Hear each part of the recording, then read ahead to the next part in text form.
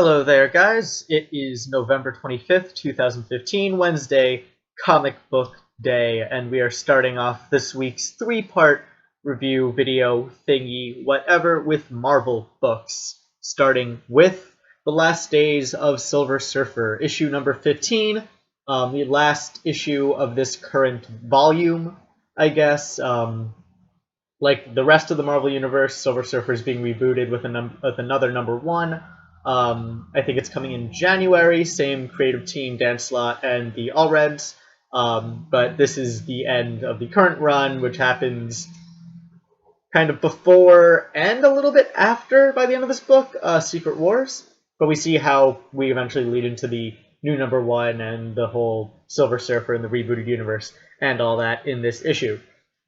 So we left off with Silver Surfer and Don Greenwood recreating the universe, and in this issue, they pretty much finished that with them just with Don and the Surfer kind of ironing out the little last bits that they have to iron out before this universe is finally solidified as the new universe. And those bits mainly involve eliminating duplicates. So, for example, when Norrin Radd recreated most of the universe, he also recreated the planets that Galactus has eaten, but he also recreated New Haven, which meant that there are two of everybody from New Haven, everyone that's on the planet of New Haven, and then everybody from their original planets. And so Norrin has to get rid of the duplicate people here. And one stray duplicate that Don and Norrin have to get rid of is a duplicate of Norrin Radd that Don created to be kind of Don's boyfriend in a way.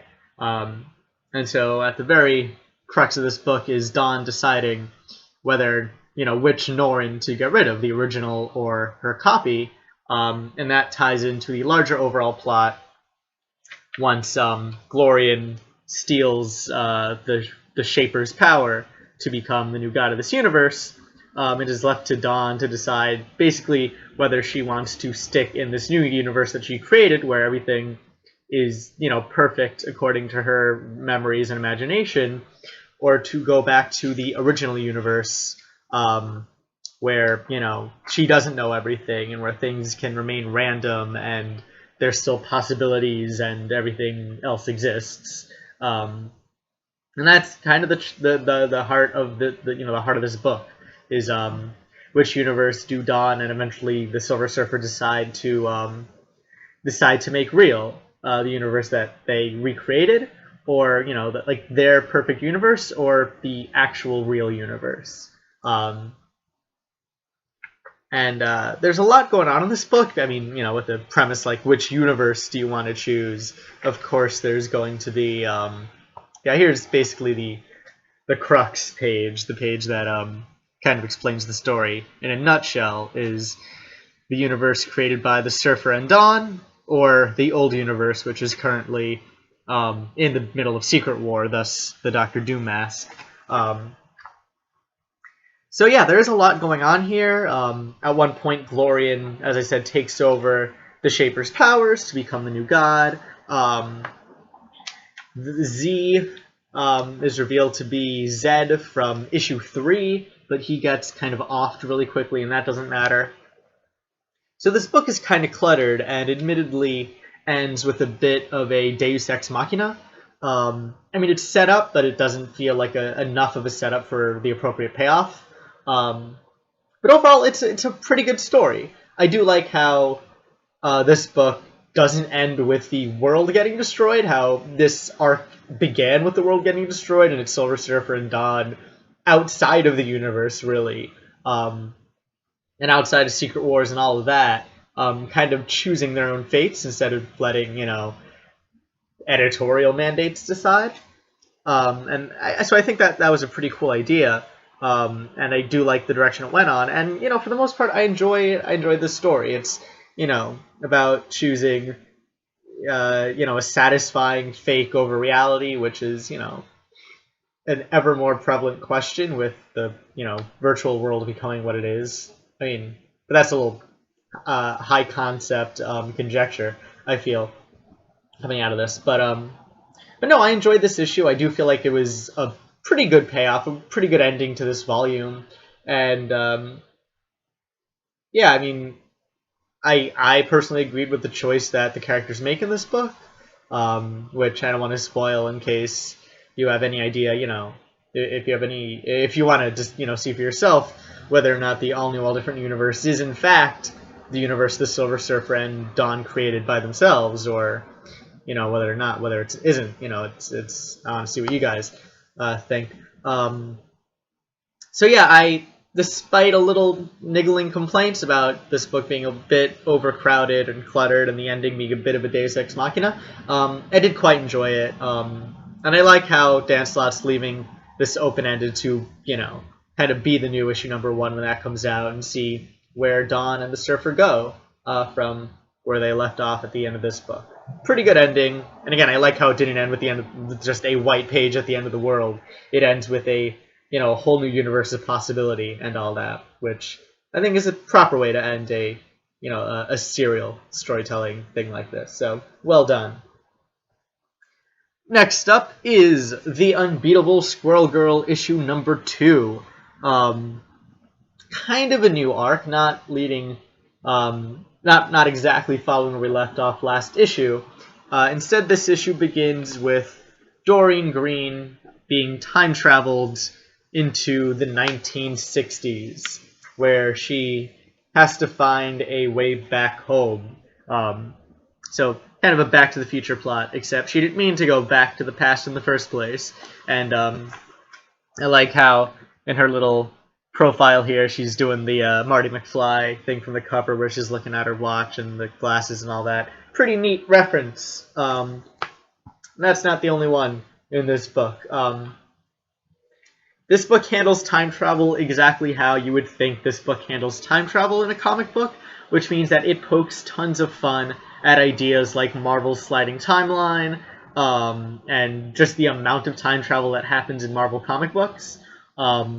And that's just really fun to read, how it's not quite satire or parody, but it's these, winks and nods and kind of lampshading just the amount of time travel tropes and things that go into comic books and the such. And it's really fun. There's also just tons of other kind of, I guess at this point, classic Unbeatable Squirrel Girl humor involving pedantry with time paradoxes and syntax and all that. Stuff that I've found enjoyable in the previous issues and the previous volume too. Meanwhile, as Squirrel Girl is stuck in the past, Nancy seems to be the only person who remembers that Squirrel Girl ever existed, and tries to find ways to get her back, which involves trying to find out which of the billions of other Marvel heroes are capable of time travel and who might have done this to her in the first place. And of course, Squirrel Girl finds ways to pass messages into the future for Nancy to find. But yeah, this book, it continues being the fun Squirrel Girl stuff that is fun, but this time with time travel, and that's a fun little variable to add to the formula. There's also this great page as Nancy is going through the Deadpool villain cards to find out which ones are capable of time travel, and there's the Scarecrow, which constantly reassures the reader that this is a different Scarecrow than the DC Scarecrow, who even the book knows is the Scarecrow villain that comes to mind in comic books. And it's that sort of like just knowing tongue-in-cheek wink to the audience thing that really makes this book enjoyable. And it's Squirrel Girl playing with time travel tropes, and that's just super duper fun. So I keep on recommending this book, and if you aren't reading already, you really just should pick up The Unbeatable Squirrel Girl. One of, if not the best book that Marvel is putting out right now. Next up is a new #1, Silk #1. And I really like what they're doing with this book. How they really are kind of inverting all of the Spider-Man tropes. Like all of the classic kind of Spider-Man tropes, to tell it a whole new story with a, on the surface, similar character. So we catch up with Silk being a superhero, stopping a robbery being done by the Goblin Gang.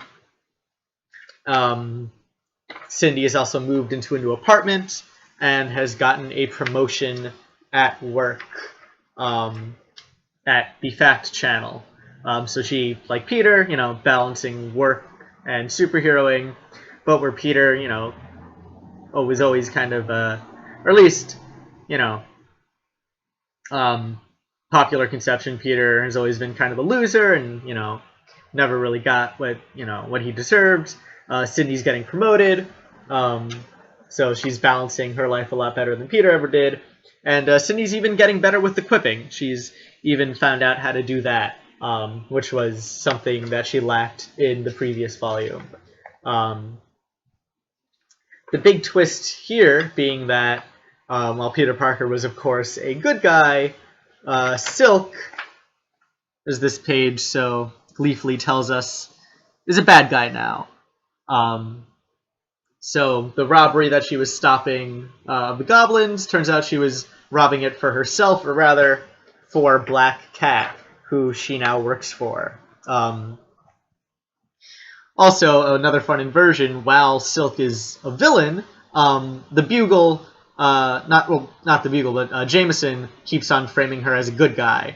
So the Fact Channel and Jameson focus on she stopped the robbery instead of she's robbing it for herself, which is another fun inversion that the public doesn't see her as a menace.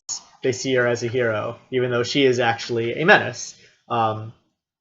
And so that's the thrust of this story, is Sydney Moon, spider-powered supervillain, or at least henchman, like super henchman at this point, which is fun. And that's not the only twist that this book really throws in on you.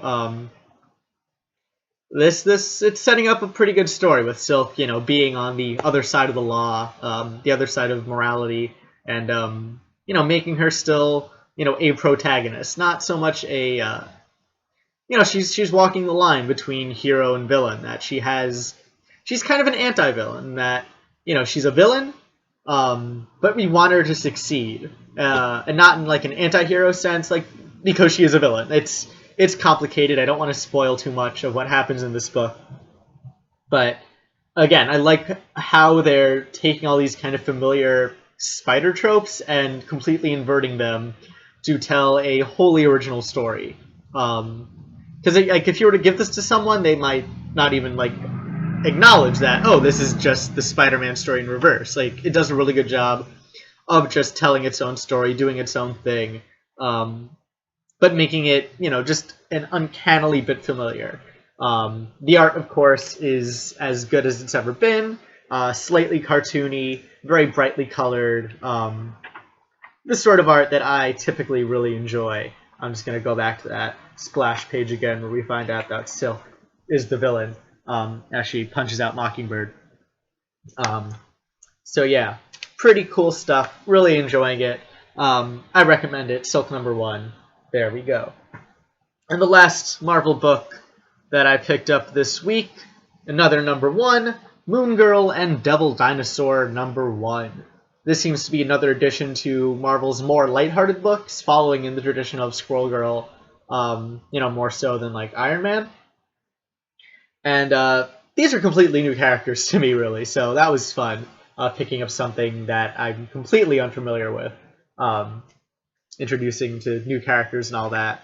And this book, I think, does a really good job of introducing us to our hero, Lunella, the Moon Girl, who is a genius, a child prodigy, someone who is way too smart for school, someone who, she's in grade school, but she's applying to things like the Future Foundation and colleges and all that. Someone who is incredibly intelligent and knows it and just wants to keep on learning and change the world with her intelligence.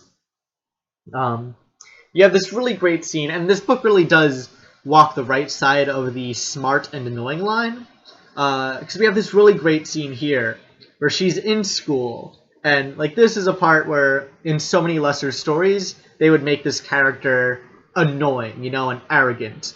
By like doing her, she's way too smart for school and she's smarter than everyone else and blah blah blah blah blah, that sort of thing, and making her like a character that you dislike.